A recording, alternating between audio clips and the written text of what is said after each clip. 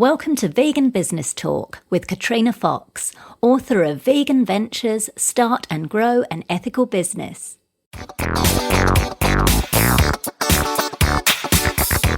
Hello and welcome to episode 9 of Vegan Business Talk. I'm Katrina Fox, journalist, media trainer and editor of veganbusinessmedia.com, the multimedia blog providing success tips for vegan business owners and entrepreneurs. In this episode, I interview Ella Nemcova, founder of the Regal Vegan, which produces vegan gourmet spreads, including the renowned foie gras, basilicotta and superfood pesto. This is another audio interview that I did for my book, Vegan Ventures, Start and Grow an Ethical Business. Ella's products are in the gourmet premium range, and she's a great example of a small business owner coming up with a unique product and managing to raise the company's profile through that, which allowed her to then add new products and continue to grow. In this interview, Ella talks about why it's important to use words and images that reflect your brand rather than detract from it, and how she does that with the Regal Vegan. How being across many different marketing platforms helped the company grow. How to get comfortable with selling, that's an important one for vegan business owners, and much more. Here's the interview with Ella Nemcova of the Regal Vegan. Tell me, what's your why? What's your vision, your driver? Why have you set up this business? What drives you to do it? Well, the main thing for me was, for people that are making either dietary transitions, aka from, being omnivorous to vegetarian or vegan, or for people who are, making decisions for health reasons, for both of those groups of people, I felt like there wasn't enough awesome, decadent food. I felt like there's plenty of stuff that's like, okay, it's a burger, or okay, it's it's a macaroon, or there was stuff, but there was nothing that was really, naughty. Something that was really creamy and decadent and just felt like you were having a treat, but was in fact, a very healthy vegan version. Awesome. Fantastic. Yeah, I just felt like there was nothing that made people feel that they were being treated. Everything was just like, great, it's chicken, or it's a tuna sandwich, and then you're dealing with a lot of compromise. And I felt like I wanted to make stuff that wasn't a compromise. It just is what it is. Right. Sure, that's fantastic. So I guess you're kind of doing vegan education through making awesome, decadent food. Yeah, absolutely. A lot of people, they'll try our stuff and they'll say, "Oh gosh, I have somebody who's vegan," or they'll say, "Yeah, this is really good. I can't believe it's vegan," or "What is vegan?" Yeah, it really opens up a forum. Absolutely, that's brilliant. In this space, and I don't know if this is a challenge for you, some of the other business owners that I've interviewed have brought it up that when you're creating products like this that are vegan, and particularly if they're organic or sustainable as well, is that it can be more expensive to make them because, vegan food isn't subsidized. So I'm just curious how you deal with the challenge, if it is a challenge, to stay competitive and attract customers. Well, our products are definitely in the premium arena. And, I made that decision very early on. I thought, there's two ways to go. You can make something cheap and junky that everybody could have, or you could go a little premium, and people that are really seeking, an elevated taste experience within these parameters, they'll go for it. And it's true, people that want something that's higher level will pay for it. Our stuff is not organic because even though we're not using organic ingredients, the ingredients we use they're really nice, and they're also very nutrient dense. We use nuts in all of our ingredients, so, walnuts, cashews, and we use good olive oil and nutritional yeast, and, everything we use is so carefully sourced that, to make it organic it would be really cost prohibitive. Right, got it. So you mentioned that you're already kind of in that kind of, that higher end market. So do you use that do you use that as a kind of selling point to explain to customers, why the product is a little bit more expensive? Do you actually educate them and let them know that so that they're more inclined to go, oh, okay, I get it now? Yeah, I think we project that sort of higher end image with our marketing materials. And when we do in-person demos, we have an opportunity to talk about really the quality of the ingredients. And we do a market on the weekends called Smorgasburg. And there we really do also get a chance to talk about, what we make and why it's special. Right, got it. Cool. Excellent. In terms of, oh, sorry, there's a strange noise there. My phone ringing. Oh, is it? In terms of business owners nowadays, some business owners find that there's kind of more demands on our time. So not only have we got to be working in our business and on our business, and we've got all the administration, we've now got social media accounts thrown into the mix, and it can be it can feel a bit overwhelming at times. I'm curious, how do you cope with that, and what advice would you give to others in regards to overwhelm, particularly those that are starting out on their vegan business journey? Good question. There's definitely an art to creating balance in your life. I think in the beginning, I worked around the clock. I worked all the time. But because what I was doing was so important to me, and I felt like I was providing such a service, it felt really good. And so doing everything that I could, was awesome. What I would suggest, other than just being really clear about your mission and really knowing why you're starting anything, why you're doing it, is to make sure you have a support network, whether it's like a family or friends or a business networking group or small business administration or a mentor. It's very important to have somebody rooting for you, because those people will be the ones who remind you that you don't have to be good at everything. I'm not an accountant. I might be able to do some of my own, some of the data entry for my books, but I'm not an accountant. I never will be. You don't have to become an accountant. You have to be able to figure out what you're good at, do that, and hire people to do the things that you're not good at. Right. And that's interesting. I suppose that follows on to, I'm curious, you said in the beginning you were kind of working all those hours. So I'm curious, as you've gone on, how important is it and how much time do you spend actually working more on your business rather than directly in it? So I'm talking about things like taking a big picture approach, strategizing, brainstorming new ideas to grow the business. Well, I guess to that end, I would say that I'm pretty much working all the time in that capacity, because those kinds of thoughts, they come when you're doing higher level stuff. So, when you're at a trade show, networking and, observing and seeing how the other people do it, it really does inspire you and help you to do more of your own growth. But I think there are definitely some business classes that help you articulate or kind of separate your time into making sure that you dedicate time to new product development and strategy and business growth. It's not something, in the beginning, you are doing that. In the beginning, you're doing it naturally. It's just happening. You're like, oh, we'll do this, we'll go about it this way.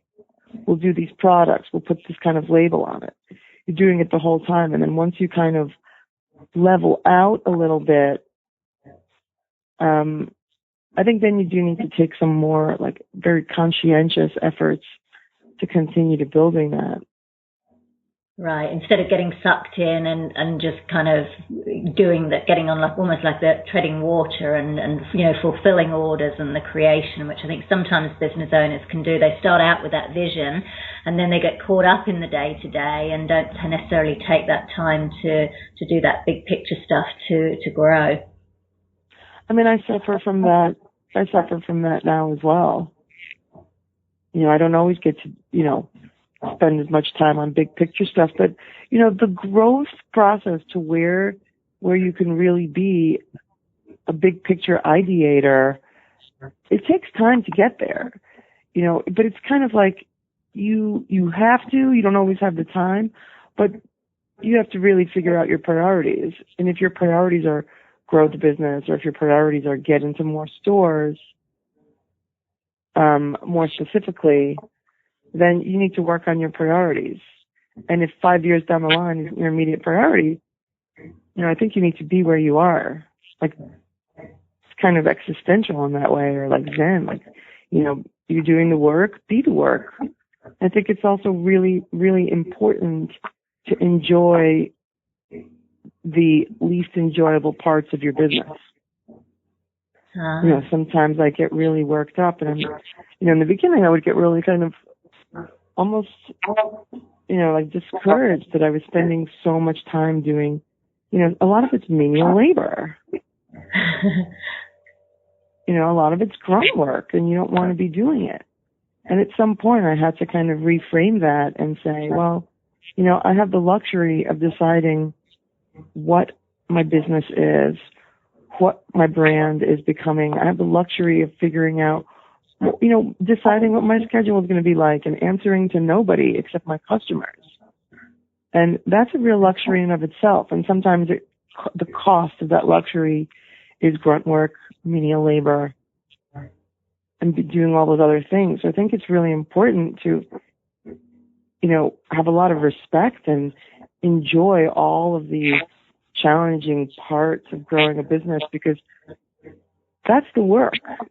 It's not all like, oh, we're going to sit around and brainstorm a logo. That's the fun part. Yeah. Doing the grunt work and figuring out how to get out of it. Yeah, that's what you're actually paying. Got it. I like that. I like what you said about that and choosing to enjoy it. I think that's the parts that you don't naturally enjoy. I think that's a really, really good point. Really great advice. Thank you for that. What would you say were some of the key challenges when you first started up the business, and how did you overcome those? Well, I think the key challenges were being able to do, just what we talked about, like being able to do everything. You have to make the product, or, you have to build your business. You have to grow your business. You have to get customers, and you have to have, a customer service plan in place. What happens when things go wrong? How do you get more business? You've got to hit the pavement and get those accounts. And it's hard to hit the pavement and get the accounts, especially if you're very close to the product, because I think you deal with a lot of rejection when you're out there. Maybe not, but I think a lot of people start out, and stores are like, that's great. I'm sure your chocolate's delicious, but we don't have any room. Bye. And you have to be able to wake up in the morning and continue to create what you set out to create, even if you're not getting the huge, like, millionaire overnight results that you dreamed about.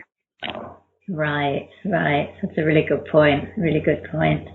In terms of then getting people to stop, I guess, and take notice of your business and your products, in a world that's kind of full of, lots of notifications, messages, offers, flashy lights, lots of stuff going on. How do you go about kind of growing your profile or building your profile without feeling like that you're harassing people or potential clients? Well, I think the key there is to not focus all of your marketing efforts in one modality.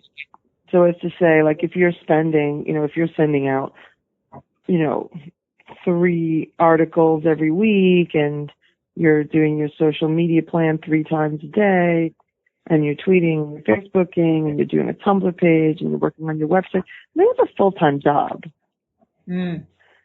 But I think if you're, when the way people really respond is not that they got notified 15 times. The way they respond is they saw out of the corner of their eye a notification. They overheard someone talking about you. They saw your name pop up somewhere on a poster that you were sponsoring something. They went to an event and you were there. That's when people start to take notice of you, when they've heard you across 5 different touch points. So I think the way to get out there is to get out there. I mean, do events, do sponsorships, do in-store demos, do something amazing, donate your money, get publicity, join forces with somebody, get into a new account, write letters. I mean, do everything you can so that you're on people's radar and not just one way. Right. And then when they do hear you in that way, then they really listen because you've become a celebrity to them. They've heard about you 5 times. I wonder if it's that some people are a bit afraid of that because they're kind of more afraid that they might be they might feel like they're harassing people by being out there and constantly being out there. Whereas it's, as you're saying, it's something that we have to do, and it's maybe a mental hurdle that we have to get over. Well, it is, and it comes from a lack of authenticity or the perceived notion of lack of authenticity. Like all of us who create for a living, on some level, we think we're frauds. We think we're faking it because we made it up, forgetting that us being creatives and actually making stuff up is what makes us, what gives us the capacity to become business owners, to become inventors, to become brands, to become products, to become entrepreneurs. It's that exact, that courage to get out there and put something into the world that didn't exist before. And to do that, to be able to sell it, you have to change and reframe, your concept of what selling is. Reframe your concept of why, what it means. I'm inviting you, I'm sending you messages. If you're sending a message to the wrong people, you will annoy them. You are being pushy. You are barking up the wrong tree. But once you really start to identify who your target market is, and once you're clear about what you've developed and what benefits it offers, then you're not selling. What you're doing is creating ease and finding solutions for people for the problems in their life. So if you've found the right target and you really are solving a problem, they welcome you. Exactly. They welcome you because they've been looking for what you have to offer. So that's where I say you have to get really clear about who your market is and how you're solving their problems. If I told you that what I have for you is going to solve a lot of your problems, create a lot of joy for you, and give you more time, would you want to listen? Yeah, for sure. Yeah. No. Perfect. Do you have staff working do you have staff, Ella, or is it mainly just you and your business? I have staff. I have people that function in different capacities and play different roles. Some people play more than one role, and it was really about finding the things where there were positions that I could train someone to do what I used to do, or B, they were positions that I could absolutely no longer do anything myself at all and needed somebody who was an expert to take over that role. Right. So I was going to ask you how you go about finding and keeping experienced and motivated staff, because I know that seems to be an issue that crops up is that, in businesses, and particularly in food businesses, that it has quite a high turnover of staff. So I'm curious how you go about finding and keeping experienced, motivated staff. Well, when you said, what's your why? I think it comes back to what's your why. And if you motivate people based on just, here's money in exchange for your time doing whatever, then they can exchange their time for money anywhere. But if you offer people, hey, you're part of this group that's solving problems for people, you're part of this higher mission, you're part of, you're working on a higher ground, then it's not just work, then it's fulfilling. Some people really get joy out of helping somebody grow a business. Why are there mentors? Because people want to be part of something that's growing. people want to watch a child grow up. So allowing people in, sharing responsibility, and really, rewarding people. In terms of kitchen staff, kitchen's going to be turnover. If you find one or two good employees, hang on to them for dear life. Right. Human resources is really hard, and I think more than that is when people are new entrepreneurs, they haven't been endowed with management skills unless they come from a management background. Right. But definitely right out of college, or let's say grad school, you start a business, you have a big dream, you finally have some staff, but all you know is that you've worked tirelessly and you work 80 hours a week and you're a slave to your business, and you cannot have those expectations of people. So managing people to meet your expectations, to accomplish goals, it's a whole different skill set. And I think it's a very important skill to learn if you're going to become an entrepreneur. Absolutely. In terms of, competition, you seem to have a unique product, but obviously nowadays, there are more options available now, particularly in the vegan food arena. So I'm curious, how do you go about standing out within the kind of vegan against the kind of other vegan business products? Well, I'm me, so I can only create, I'm not going to go out and make hummus when there's 50 hummuses on the market. I'm going to create something that's very unique to my experience. And so that's one of the things that I think is great about entrepreneurs, and I'd like to encourage people that are entrepreneurs is, when you're developing things that are just very much a reflection of you, where you are, and if you're solving a problem for yourself, chances are other people have that problem too. Mm-hmm. Yeah. I had a few people say that. It's very, very true. On that topic of competition, a lot of the marketing gurus now are saying that nowadays businesses should actually stop thinking about having competitors and instead consider them and embrace them as collaborators and maybe do JVs, joint ventures with them. What are your thoughts on that? And have you done any kind of such partnerships? Well, I think that the kind of people that we partner with naturally are like chips, crackers, and things like that, because what does a chip need? Something to put on it. So that's more of a very strategic partnership. But in terms of competition, I wouldn't say specifically, don't pay attention to you definitely have to be aware of your competition. And I think you need to watch how they're marketing, what they're saying, what their message is, and also observe how it's resonating with people. But if you do have direct competition, I say, well, that's great, because that's a real compliment. Number one, it shows some faith in the fact that what you've created, that there's actually a market for it. If there's nothing like your product out on the market, it could be because no one's invented it, or it could be because nobody wants it. It could be because there isn't a great need for it. So competition is a very good thing to study, just to see what the market requires, what the market demands, how the market ebbs and flows. I don't know. There's definitely, I'll tell you that at Smorgasburg, which is an all-food market, like outdoor hipster food market in Brooklyn, I was the first vegan food booth that they have.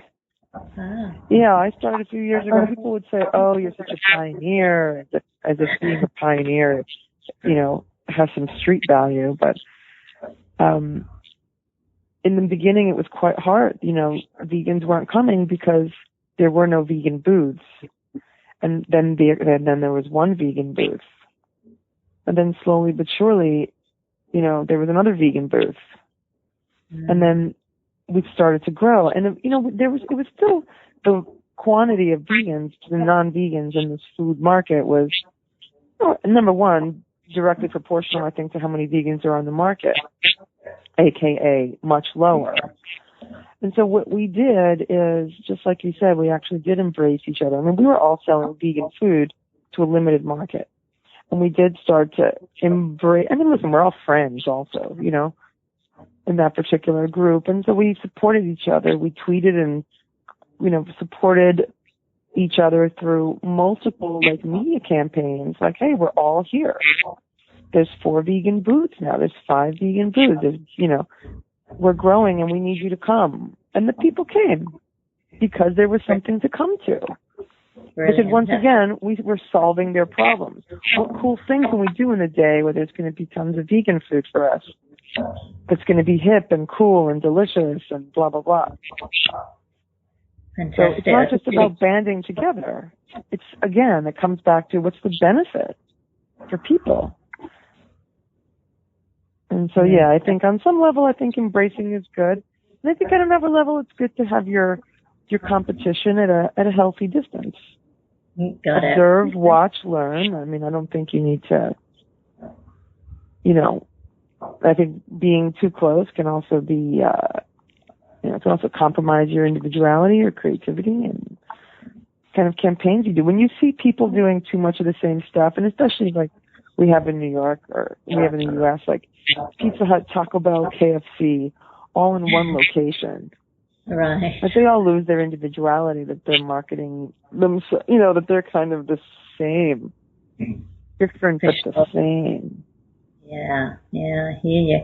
Just want to talk to you a little bit about mindset, because just from our conversation now, I'm really getting the impression that you've obviously done a lot of personal development work. You seem very, tuned in to, the kind of mindset that's required to be entrepreneurial and run your own business. So, and I know a lot of business owners say that running and owning their business is the fastest and most effective form of personal development because it forces you to grow.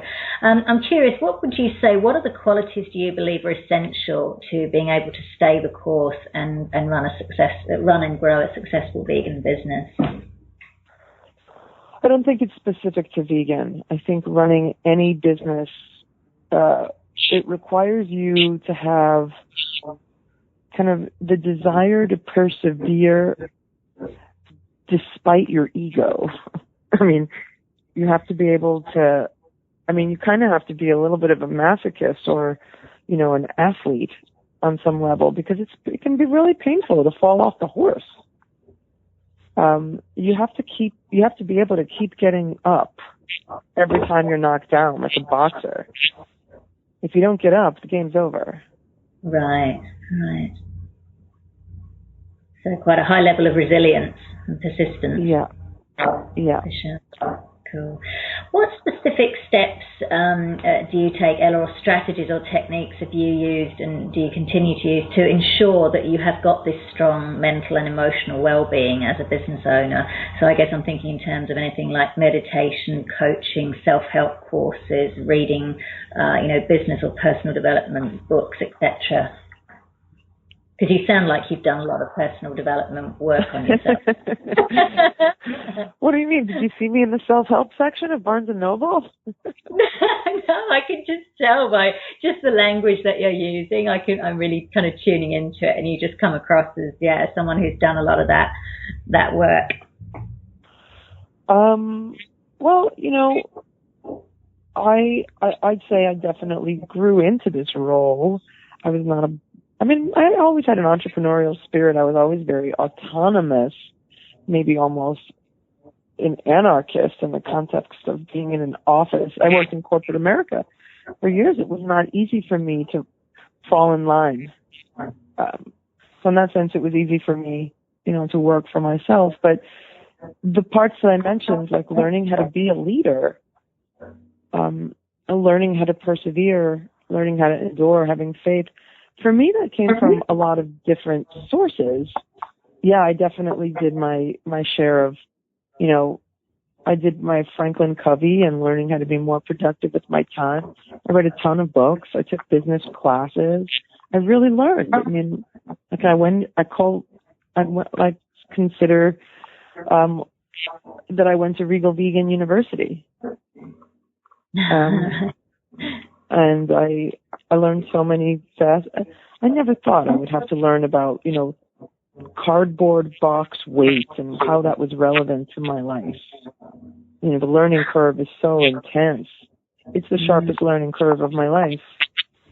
And I'd say, I definitely had to practice meditation. I definitely had to learn the importance of self-care. I think there was a lot of time when I was working round the clock, and exhausting myself and not having any fun.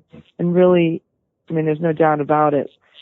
Starting a business, starting anything, writing a book, having a child, starting a business, they all require a lot of no. Yeah. And that's learning to say no to everything that you might want to do that isn't in line with your vision. So, I'd say, there's so much great help out there. Tony Robbins, it might sound a little bit cliche or cheesy, but he really, there is some advice that I heard from him that always resonated with me. And that is, when you start a business, you have to learn to deal with disappointment. It's not that it will never happen. It's that it's going to constantly happen. It's not about if something is going to go wrong. It's about when something's going to go wrong and how you rise to that challenge. And interestingly enough, that sentiment is echoed, through so many different spiritual modalities and all kinds of self-help and self-development modalities. And what they're actually saying is, get back up. All that advice, whatever you take, I say take something, allow somebody to help soften the parts of you that work too hard and empower the part of you that is afraid to work too hard. Awesome. I know you kind of touched on this throughout as we've been talking. What would you say in summary have been the key lessons that you've learned through running your own business, whether that's personal or professional or both? Get support, whether it's financial support, emotional support, partner support. Get support. With any luck, you don't go out, you don't run out of steam in your first year, and you have at least a few years of learning how to run a business. There can be really dark days. Make sure you have an exit strategy for those specific days. I'd say also stay inspired. It's really important to meet other people. It's really, really, really important to remember why you started your business. Keep your mission clear. And if you're not empowered by your mission, evolve your mission, change it so that every time you say it or every time you read it, you say, oh yeah, this is important and I'm going to keep doing this. And I'd say third, learn, if you don't already, learn to love people and get to know them. Get to know people that are your equals, your colleagues, that are your employees, that are your customers, that are your business-to-business customers, that are your direct customers, that are leaders in your field, that are experts, that are, other CEOs, other entrepreneurs. Get to know people and really develop a curiosity for the human condition. Because once you learn to satisfy the needs of the people in your circles, I think then you really start to get a sense of success. Right. It's really great advice. Really great advice. Thank you. So what is it, I'm just curious, have you ever actually hired expert help to come in to your business? And I'm talking in terms of business coaches or marketing professionals, PR professionals. I've had different, I've had consultants, short-term consultants throughout time to kind of check in. I have a marketing background. The marketing to me comes a little bit easier, but I certainly don't have, I should hire myself full time to do my marketing. But I can't, I'm busy. I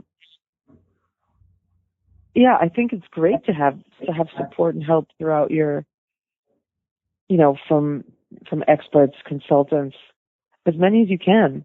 As many as you can afford. And definitely I would say, pick the area where you are least skilled and get some support there. Yeah, I mean, I think it's really important to, again, identify the things that you're good at and identify the things that you're not good at, and then fill those holes, be it with experts or full-time staff or part-time staff.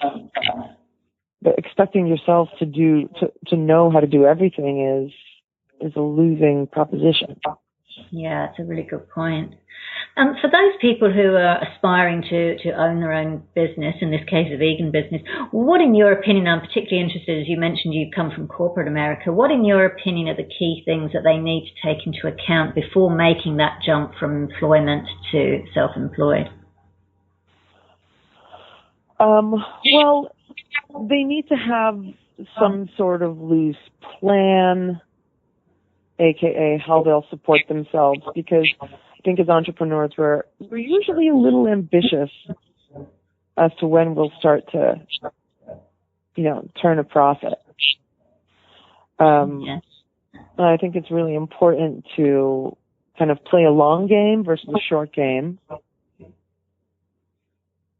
in terms of not making like short-term decisions, but really going for looking into the future. So starting a business, you really want to think, how am I going to support myself? Do I have a nest egg? Do I have, family to keep me going? Am I taking out loans? Do I have investors? How are you doing it? Or do you move back in with your folks, live for free in the basement? That's a great idea. If you could reduce your expenses, it takes a lot of the pressure off. Absolutely. Yeah. And I would say also, educate yourself. Talk to everybody who will give you an ear, and ask serious questions. And I think also, when I started, I wasn't sure if I was going into product business or if I was going to open a restaurant or if I was going to do a delivery business or if I was going to have a wellness center. I mean, I had so many ideas of what I wanted to do. And the only way I was able to fine-tune my business direction was to talk to a lot of people and also when you talk to those people, have in your head an idea of what kind of life you want to lead. What kind of connection do you want to have to yourself, to your family, to your freedom? Is freedom at all important to you? Consultants, I think, can kind of make their own schedules, but, mothers cannot. Mothers are pretty much, especially in the first few years, and I'm not a mom, but I hear this from moms so much, you're a slave. You're a slave to that kid for the first, and the same thing with your business. You're a slave to it. You have to figure out to what extent you're willing to sacrifice, because there's going to be so much of it. I think you need to also decide, what kind of life you want ultimately. How big do you want to get? Do you want just a little shop? Do you want just a little business, or do you want to take over the world? One requires a little more work than the other, so get really clear on that. Nice. Those are really, I think they're really, really valuable questions. I think maybe not many people, not so many people necessarily ask those. They maybe have this glamorous idea about, it's going to be easier. I can't wait to leave my job that I'm a slave to, and they don't kind of realize some of these things. So I think that's really great advice. Just on marketing and branding, in terms of the word, using the use of the word vegan in your marketing materials, so on your website, etc., and the prominence of the word, there's two schools of thought, and you'll probably obviously understand this as a marketer. One is that it's limiting, it's because it's scary, people are scared of the word and they'll run away, or it's clever niche marketing. So I'm curious what your thoughts on that is, and perhaps say something about your own choice of how you use the word in your marketing and why. It's an interesting question. When I coined Regal Vegan, I was coming from a marketing background, and being clever and writing a pithy line or something that sounded great was important to me. And at that time, vegan was never scary to me. I just thought, wow, what a fountain of youth! What an amazing practice. I can't believe more people don't know about this. I can't believe this isn't a bigger idea. And I felt, the word felt very different to me than I think it does to a lot of people. And I think I kind of made some assumptions that may or may not have been accurate about what people's perception of vegan is. Looking backward, I'm not sure that I would put vegan in the title. And the reason why is exactly like you said. It is really scary. It's very polarizing. And I think vegans give themselves a bad name. I think vegan also, yes, niche is great, but when there's a vegan product, vegans find out about it. Right. You kind of can't keep it. You kind of can't keep good vegan ice cream from vegans or good vegan anything from vegans. They will find it. They will eat it. They will talk about you because the vegan market is very loyal. Yeah. And they understand how important it is to support each other.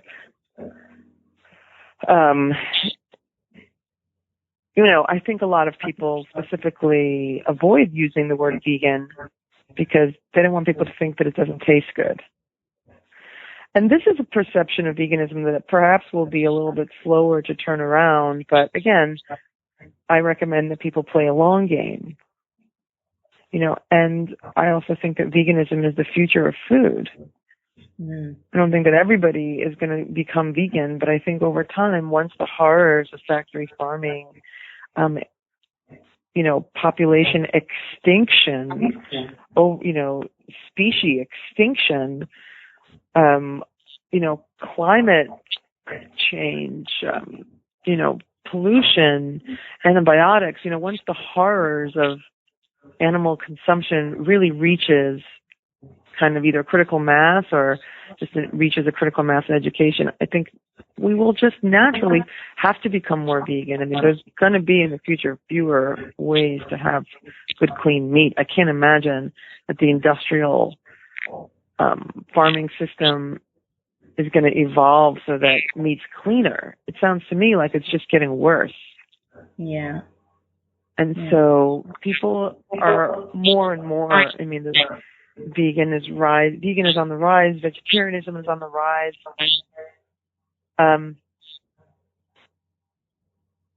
I think over time the word vegan will become less scary. I think it's still significantly scary. However, I think for a lot of people it also, like seeing vegan on your packaging tells people right away, here's our ethics. Yeah. Yeah. Here's our ethics in 5 letters. Cool. Yeah. And they speak volumes. They do. Now, Ella, you've had quite a reasonable amount of media. So I'm just curious, do you actively use editorial coverage, as in media, as part of your PR strategy and go after it, or has it kind of come to you? So I'm just curious as to the importance of going after that media coverage for a business.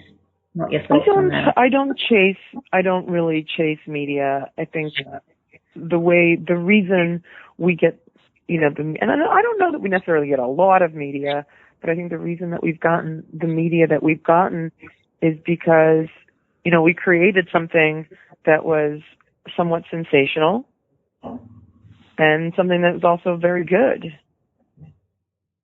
So, I don't know, that would be my number one piece of business advice, like create something unforgettable. And people will want to talk about you because you can't forget about it. Right. So it's been something that's come kind of organically, like the media has heard about you and requested interviews from you, as opposed to you, say, sending out media releases and pitches on a regular basis. Is that right? It's true. We don't send out a ton of stuff. I would love to dedicate some time to doing more of that. But no, again, the way to get yourself out there isn't necessarily by just sending press releases and photos. Even people that are journalists live in the world, and if they see you in the world, just like a regular consumer, when people are reached more than 5 touch points, where they see your name at an event, they happen across your product in stores, then they saw a tweet from you. Like when people start seeing you at Smorgasburg, which is this market that we do, and then they read about you, then they start to become interested in you. Then they want you to have a press release. Then they'll start to chase you because they're like, okay, what you've developed something that's interesting. Yeah, absolutely. In terms of marketing strategies, what are the key marketing strategies you currently use at the moment and that are successful?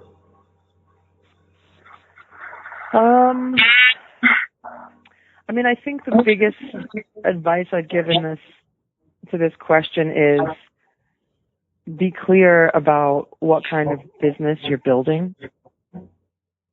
And again, play a lot. I'm about playing a long game and not a short game.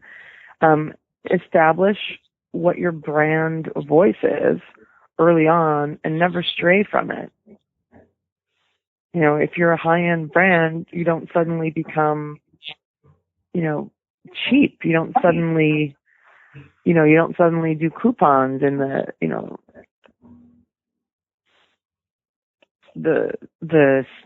paper or whatever, the marketing, the circular with like free coupons and stuff. You stay a high-end brand. You associate with high-end events, high-end stores. They don't sell you at the local. You probably don't have bodegas, but we have these like kind of, they're convenience stores, but they're, I don't know, they're very unique to New York. But it's about, your marketing strategy isn't just the actual like advertising and public relations messages you create. Your marketing is in how you show up to a meeting. Your marketing is in what your business card feels like in a person's hand. Your marketing is everything. So, I recommend people, like in that, there's all these like marketing books that teach you like marketing techniques. And I think a very important one is learning how to build your brand architecture. Deciding what words always reflect your brand. When people say, okay, decadent vegan food or like fancy vegan appetizers, Regal Vegan is going to come to their mind because we always portray the stuff that way. When our product is shot, it's not shot ever looking like hummus. Right. Got it. Cool. So that was Ella Nemcova from the Regal Vegan. You can find out more about Ella and the vegan gourmet spreads that the company produces at theregalvegan.com. And you can find that link on the show notes page at veganbusinessmedia.com/podcasts. Now for our vegan business news roundup. Vegan chef Matthew Kenny has opened a pizza restaurant in New York and it's already getting fantastic reviews, reports Veg News. 00 & Co. features a wood-burning stove and delicious toppings that include cashew cheeses, truffled celeriac and walnut cream. Oh my gosh, my mouth is watering. As well as the more traditional herbs and vegetables. And a selection of raw dishes is also on offer. New York's Gothamist website recently called the pizzas gorgeous, and they certainly sound it, and I can't wait to try them next time I'm in New York. Pizzas have come such a long way in the past 20 years since I went vegan. I remember ordering them from the main pizza chains in the UK with no cheese, and they were pretty bland. So I really love it when high-profile chefs like Matthew Kenny, who's the owner of several culinary schools and restaurants, including Plant Food and Wine in LA, show people just how delectable vegan food can be. And I'm sure we'll be seeing many more positive reviews of 00 & Co. On the other side of the Atlantic, another vegan cafe is wowing people in Croydon in the UK. The town's first all-vegan cafe, Buttercream Dreams, what a fantastic name that is, was so popular on its first day of opening that it sold out of food. Owner Laura Adderley told the Croydon Advertiser she never expected so much enthusiasm and love in the first week of trading. And the good news is it's not just vegans who are now already regular customers, but also those with dairy intolerances and other allergies. I'm so pleased to hear this because while vegan eateries are reasonably plentiful in the centre of many cities, the suburbs are often lacking. So it really shows how the vegan market is growing when places like Buttercream Dream, see I just had to say the name again because I love it so much, open up. Another vegan butcher store has opened. This one is in Berkeley, California. It's called The Butcher's Son, and it's owned by brother and sister Peter Ficaris and Christina Stobing, reports Veg News. So vegans are really co-opting this concept of butcher and reclaiming it from its murderous origins. The Butcher's Son follows on the heels of Herbivorous, the US's first vegan butcher shop, which opened in Minneapolis in January, which we've talked about in earlier episodes of Vegan Business Talk. So it looks like a trend that's set to continue. And finally, the UK's Metro newspaper and website, which has a massive readership, ran a piece on the top 10 vegan beers to try in February. Now, the hook for the story was London Beer Week, and what's notable about this from a PR perspective is veganism was a new and different angle to cover this festival. So particularly with regular events such as annual festivals, journalists are desperately looking for unique ways to cover them. So that's something you can use to your advantage. You can pitch ideas to journalists. So say there's a cheese festival coming up and you make vegan cheese. Well, you can suggest an article similar to this one about the top 10 vegan cheeses. And of course, you include your own. You can do the same thing with fashion events. So suggest a top 10 or a top 5 best vegan shoe brands. And of course, again, you include your own. So the possibilities are endless, but I think you get the gist. Media outlets, particularly mainstream magazines and online media, love these kind of list-type articles. And if you can get your product or service included in these lists, it's a fabulous bit of free publicity. So have a think about that. Look at what events are coming up and how you can get your vegan-run business some media coverage. And just on that, if you want some more tips on how to get your vegan business featured in the media, I have a webinar in which I share a ton of other strategies, and you can find out more about that at veganbusinessmedia.com and click the link for the webinar. So that's it for this episode of Vegan Business Talk. Thank you so much for tuning in. If you enjoyed the show, please consider giving it a review and a rating on iTunes or any other platform you're listening on. I'm Katrina Fox from veganbusinessmedia.com, and I look forward to catching up with you in the next episode. Bye for now.